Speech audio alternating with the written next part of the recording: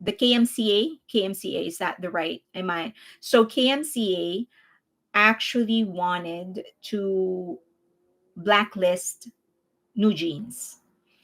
They said they are going to stop counting the albums, and they will stop reporting the albums and the streams of New Jeans, and they are encouraging broadcast shows or broadcast companies and different shows from inviting New Jeans. They want these kids and the three members of 50/50 to be blacklisted.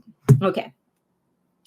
So um a lot of people are questioning, isn't this a violation of the JYJ Act? So if somebody in position is encouraging somebody, broadcast company and brands, if they are being encouraged to blacklist somebody, isn't this a violation of the JYJ Act? So I wanted to talk about the JYJ Act because a lot of people have been asking me about it. Okay, let me just show you. Okay, but first, did you know about this issue? It's the Korean Music Content Association. They are urging K-pop award shows and music programs to boycott New Jeans and a Bloom. So a Bloom is apparently the name of the group that Sienna, Seo, and Aran from the former members of 50/50. That's the group that they formed. And they want them to be blacklisted future activities in order to prevent future tampering attempts from other K-pop acts. Okay, so that is what the issue is. Okay, so if people are asking, isn't this a violation of the JYJ Act? All right, so for us to understand if this is a violation of the JYJ Act, we need to first understand what happened with JYJ and TVXQ. On your screen right now is TVXQ. At least this is the original lineup of TVXQ, 5-member group. I know a lot of people are talking about Big Bang being the most popular and most successful boy band of all time from South Korea before BTS. They weren't. It was actually TVXQ. If you look at the numbers, they were really raking it in. They were so big. And they were big in Japan, which is the second biggest music market in the world. Okay, so they were, I don't know if you've listened to the music Myrotic, the song Myrotic, but if you haven't, please check it out. Still one of my favorite songs of all time. So the three members of TVXQ sued SM. So they also called for a press conference to announce that they are suing SM Entertainment. Danji said, "My erotic kills. It still slays to this day." Oh my God, it's such a beautiful song. People, you need to watch it. You need to listen to it. It's such a beautiful. It's such a bop. I know you hear that a lot. Oh, this is a bop. No, this one is a real bop. I tell you. Okay, so the three of the 5 members announced that they were going to sue SM Entertainment. These 2 members, Chang Min and did not. That is his name. That they didn't sue, so they decided to stay with SM Entertainment, and they became very very successful. Now, during the lawsuit, some things came to light. One of which is that idol contracts actually usually last 13 years. Imagine that. And you have no way out, like there is no out clause. So 13 years idle contracts. Second thing that came to light is that idols is how idols actually get into debt. So during that time, no one really cared about these things, and suddenly people realized, oh my God, idols actually get into debt. Okay, and how long it usually lasts or it takes for them to get paid. So as you know, in the initial years of their contract, they won't get paid. They get an allowance and they get provided for everything that they need, but they don't actually get a share of their income until the company recuperates all of their capital. Okay, and then the idle schedule. Suddenly, people are so aware that they are getting overworked, that they do a lot of overtime, that they get pushed into one event after another, that there were times when they would actually go to four different events in one day. So a lot of people felt that this is inhumane, they're getting overworked, this is a slave contract. That's where it started, that terminology actually started. Now, while this all of these things was happening, all of these things were happening, SM actually gave their side of the story. So they said that TVXQ was supposed to have rotating members. So just like NCT, right? They have rotating members. So one person would come in and then eventually they would graduate. Now the members, the parents of TVXQ approached SM Entertainment and they said that they don't want it to be a rotating group. They want the five members to be fixed, and in exchange, they wanted to extend the contract. And that's how it became 13 years. So that is the side of the story of SM Entertainment. The parents did not contest that. Yuno and Changmin eventually, so for 2 years, they weren't really talking, they weren't getting interviewed after the lawsuit. Finally, when they had a chance to sort of talk, they would do so every now and then. And they said that at the time when JYJ sued, they were starting to feel the benefits of their success. So it seemed that they were starting to get paid. So 5 years. It took them about 5 years to actually start feeling like the real benefits of their success. Okay. Um, uh, Interesting here, Janine said. And Janine is asking, is it a suggestion? Do you mean suggestion that did SM Entertainment suggest that they will make it a fixed group if they extend the contract? According to SM, it was the parents who suggested that to make it a they will extend the contract if they make it a fixed group, which the parents of JYJ did not contest. Okay, just wanted to put it out there. I wanted to also make it fair.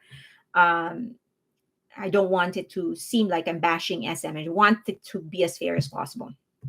Okay, so this is the timeline which I've actually shown you when I did my last live stream. So this is the timeline. September. This is 2009, July 31. This is when the press conference happened. Now, some of the significant things that happened. In August 14, the Seoul Central District Court accepted the application of preservation of evidence. So nothing was being erased, anything like that. Also, by October 27 of the same year, 2009, the Seoul Central District Court made a partial citation decision on the application for injunction to ban the validity of the exclusive contract of the three members. This is monumental. Basically, the court said, as of the moment, we are going to freeze the exclusive contract, okay? And you will allow the three members to work. So that's essentially what the Seoul Central District Court said. Okay. And so next, the AVEX, which is the partner of SM Entertainment in Japan, signed the three members individually. And they announced that they are signing the three members individually. SM then sent a letter requesting Warner Music Korea to stop producing and distributing JYJ albums worldwide. So they said they are still under contract. You're supposed to not ship their albums. So this happened a year after. So SM files a lawsuit against Warner Music Korea for injunction to ban the sales of JYJ album. Now, about 2 weeks after, SM withdrew the lawsuit. Okay, now the Seoul by 2011, so 2 years after the decision, sorry, 2 years after the filing of the lawsuit, um, the JYJ and SM signed an agreement, and all lawsuits were dismissed. So everyone stopped the lawsuit, and they just agreed on something. Um, Also, the Seoul Central District Court said that SM cannot intervene with the work of JYJ. Like, you can't stop them from working. And if you do, we're going to fine you. So, and then after that, lawsuits continued. But 11/28/2012, JYJ and SM signed an agreement, and then no more lawsuit. So, what was the agreement? That JYJ will pay SM Entertainment a percentage of their income until they pay off the penalty. So even though essentially what happened is that now SM Entertainment cannot intervene or stop them from working anymore. But they do need to give a percentage of their income to SM Entertainment. That was the agreement. And they had to do that until they actually pay off the debt. And then JYJ eventually was able to work in Japan. Now, with the decision or the decision of Seoul Central District Court saying that Entertainment cannot interfere with JYJ's entertainment activities, what happened? Um, the broadcasting law revision happened, meaning they actually revised the law in order to accommodate the things that they found out and realized based on the lawsuit. So, um, the law said the revised law explicitly prohibits broadcasters from blocking or restricting certain entertainers from appearing on programs without justifiable cause. So you can't tell them to not just, unless there is justifiable cause. This is the magic words, justifiable cause. Okay. This aimed to prevent situations where entertainers or artists were informally blacklisted due to disputes with agencies, personal issues, or conflicts that had no legal or professional basis. All right, so make that clear in your head. If there is no legal or professional basis, you cannot stop them from working. However, you can if there is justifiable cause according to the law. All right, and justifiable cause has to be legal. Now, the revision was largely influenced by the high profile case of JYJ, and it addressed concerns over the undue influence of major entertainment companies or over broadcasting networks, ensuring fair treatment for all artists. Broadcasters are now required to ensure fair access to artists and entertainers unless there is a legitimate reason to deny them participation. Is that clear? You can intervene if there is justifiable cause, and that has to be legal. There has to be professional basis. So you can't ban people from doing their work unless there is a legitimate reason. And that's where the contention will happen. This thing that the Korean Management Association, Copyright Association is actually requesting, do they have justifiable cause for doing it? Why are they asking broadcasters from hiring New Jeans and a Bloom? Do they have justifiable cause? Their justifiable cause is that it's going to affect the entire industry. Okay, let me see if I can show this to you. If you're going to set a precedent, the magic word again, if you allow somebody to set a precedent, and in this case, the precedent is that they can just terminate their contract. If you allow them to set up a precedent, it's going to discourage investors from investing in the entertainment industry in Korea because they would think that their investment isn't protected. So anybody can just say, oh, you're mistreating me, you're in breach, terminate the contract. So as an investor, is that something that I want? If I know that that industry is not protecting my investments, then most likely I'm not going to go there to invest anymore. Given that Korea is a free market, that's a huge thing for them. They rely a lot on external investors. Okay. So going back, TVXQ, after they made a comeback, TVXQ is now two members only, Changmin and Yuno. They continue their success. They continue to dominate Japan. To this day, they are still very, very successful in Japan. And it was as if nothing happened. Like their fans were still, Cassiopeia is the name of the fandom. On the other hand, even after the revision of the contract, Kim Jae-jong, one of the three members of JYJ, or one of the three members that sued SM Entertainment, actually wasn't able to perform in broadcast or be a guest in mainstream media, mainstream channels in South Korea until after 15 years. This year was the first time he ever made an appearance in a TV show in South Korea.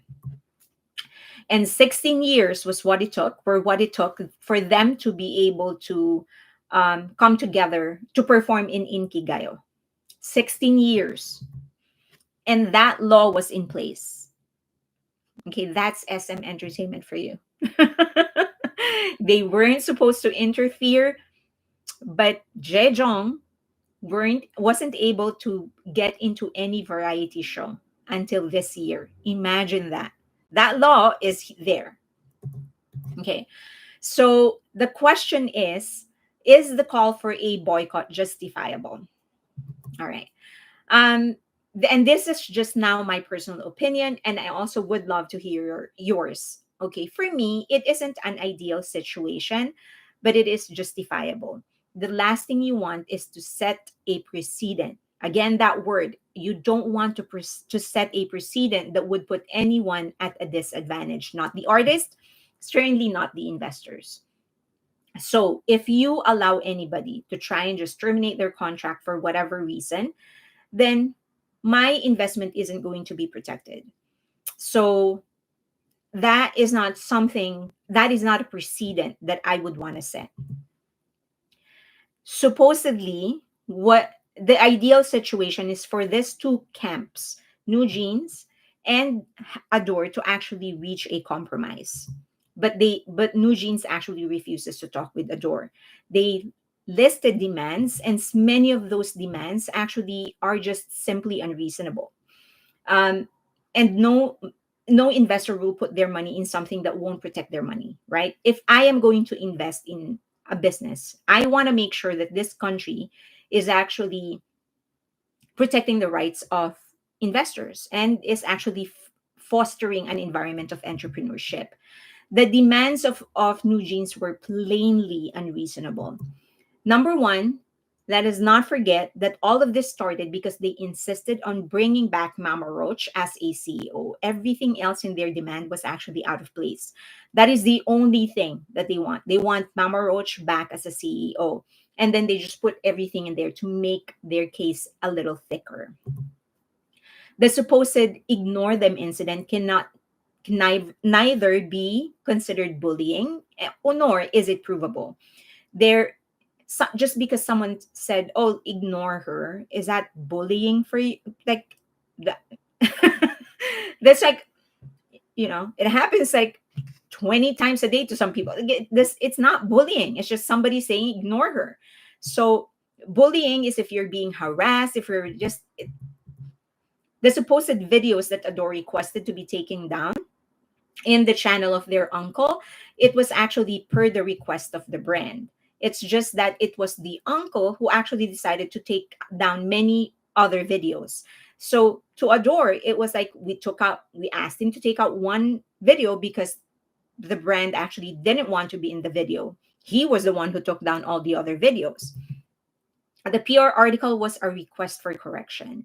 So what do you want? For the article to not be corrected? They are going to be, if I am an investor, a stakeholder in that company, and I learned that New Jeans actually sold $1 million, I'm going to expect that that's going to show up in my dividends or the earnings that I am going to get at the end of the year.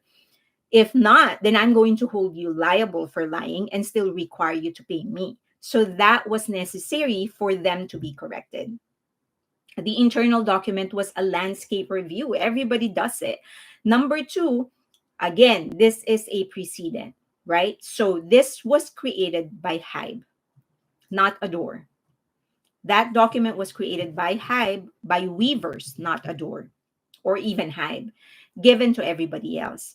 Now, they're saying that in that document, there was a clause saying that they should get rid of New Jeans, or they are going to get rid of New Jeans.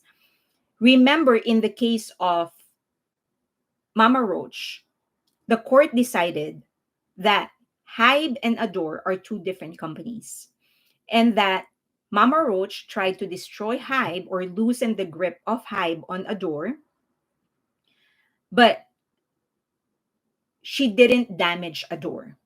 So that's already a precedent. According to the law, according to the court, Hybe and Adore are two separate companies. The court already decided on that. So you can't contest it because the court already said those are two separate companies. Number two, in Mama Roach's case, the court said she may have planned, but she didn't execute. So that is not breach because she didn't push through with her plans. Or at least you weren't able to prove that she pushed through with her plans. So then Adore or Hybe can use the same argument. That document may have contained what you think is us getting rid of New Jeans, but we just thought about it. We did not execute. You can't treat that as breach. Again, that's how important precedent is. So in this case, in the case of Mama Roach and New Jeans, old shorts, if the court allows a termination, a unilateral termination, you're going to set up a precedent and other artists will be able to use it.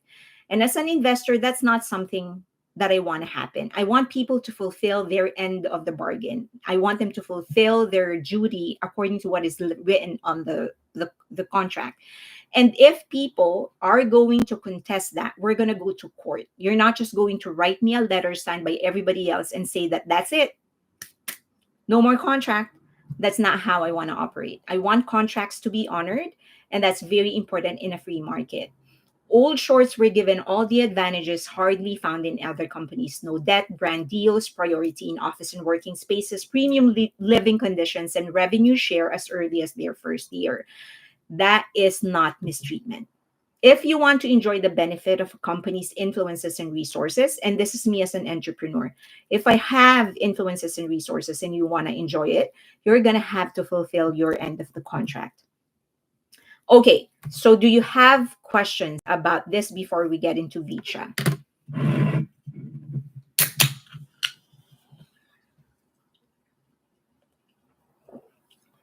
Okay, let me see. I'll look for questions. Do you know if phoning is still up? I believe it's still up. What do you call SK Karen? I mean equivalent name for it. Hijin.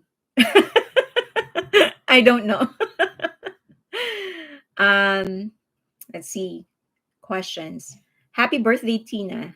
Tina, happy birthday. Happy birthday. Where are you? How are you celebrating? How are you celebrating your birthday? Are you celebrating it here in the live stream? I'm so honored if that is the case. Okay, I'm looking for questions or interesting comments. Um, yeah, companies have a right to protect their own investments. If something goes wrong, idols can go to court. People can't just go on YouTube and claim random stuff like New Jeans. True. I mean, a lot of people, I know that a lot businessmen actually get a lot of flack. Entrepreneurs get a lot of flack, especially the rich ones.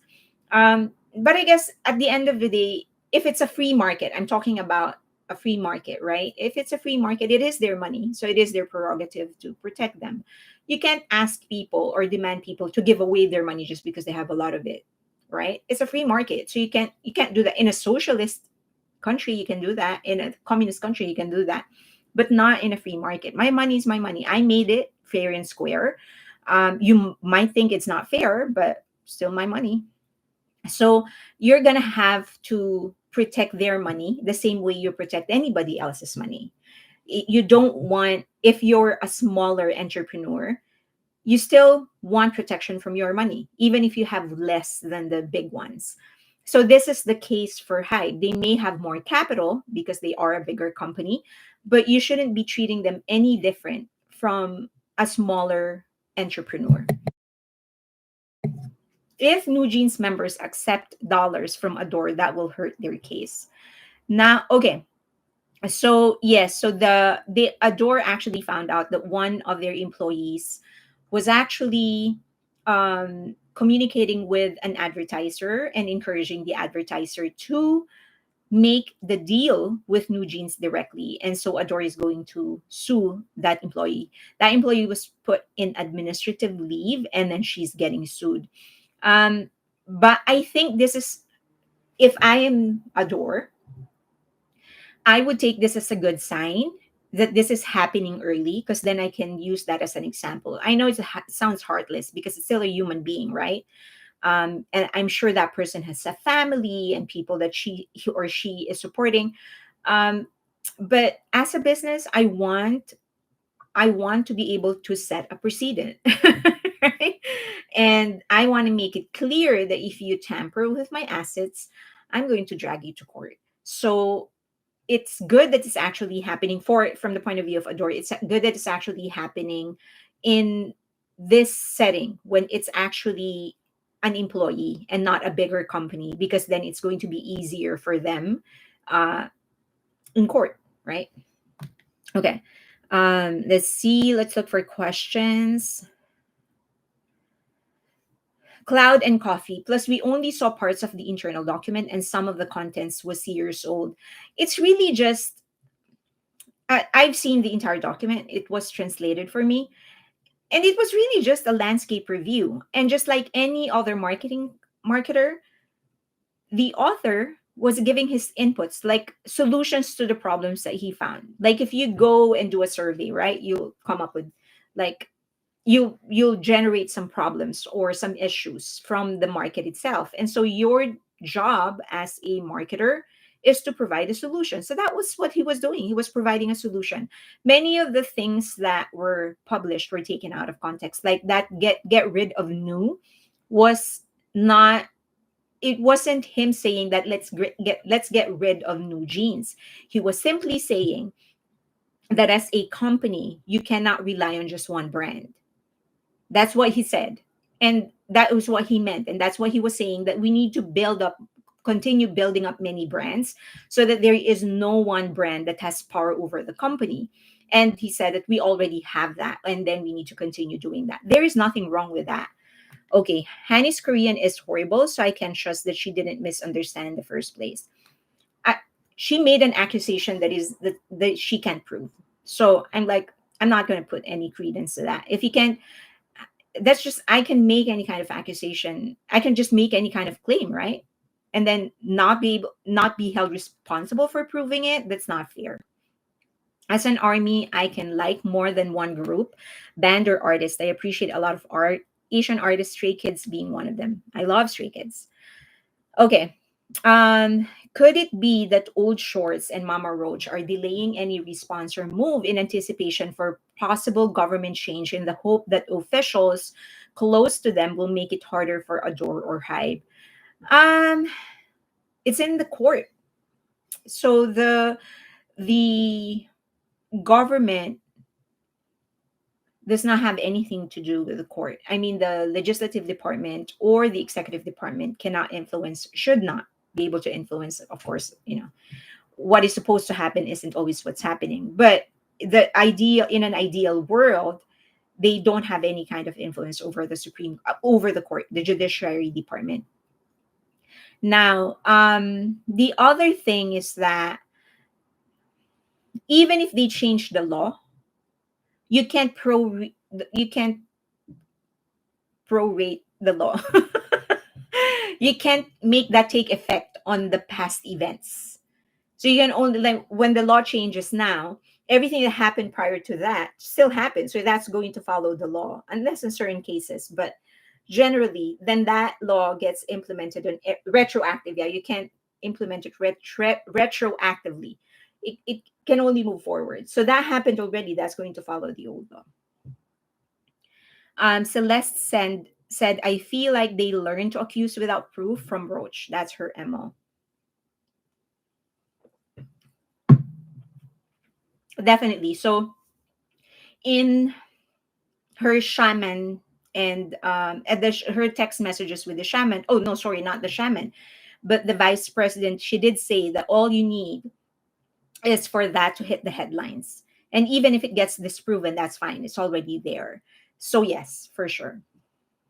I think once MHJ starts losing her lawsuits, NJ will really start to see the rock and hard place that they put themselves in.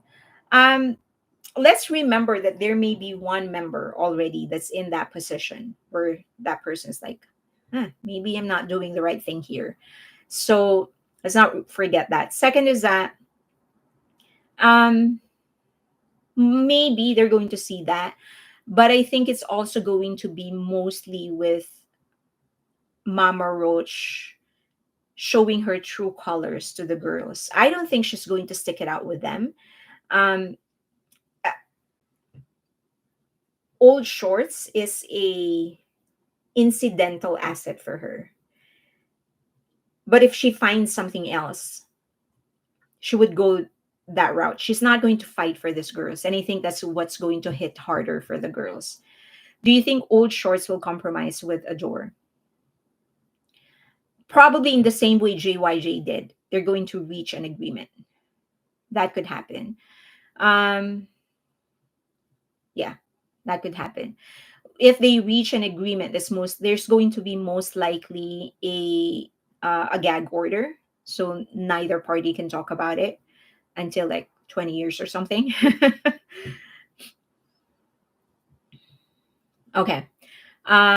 It's exactly the sort of thing when a spoiled child is being a pest, just ignore her. Okay, I think any members that want to leave, I feel like a parent is trying to protect one of the members. All right. Danji said, Fairlane, which member of Old Shorts do you think wants to jump ship and renegotiate with Adore and Hybe? They're saying that it could be the parent of the member that contacted dispatch could be Yerin because the family is actually a little bit into the corporate one. So I kind of agree. If it is her, if her family is into the corporate world or they have their own business and they're actually operating in that level, meaning C level executives in a company, or they have a big business, if it is her, then most likely her, because they are aware of how things work. So probably Yedin, if the reports are accurate. Belinda said they have bitten off more than they could chew, and it's so sad. Not sad. They will have to pay the price for being unethical. Carol Faye, did Old Shorts really move out of Adore? Do they live in 91 Hannam? That's a question, right? Um, I don't know if they still live there. Some fans of them on Twitter actually said that they still live in the apartment.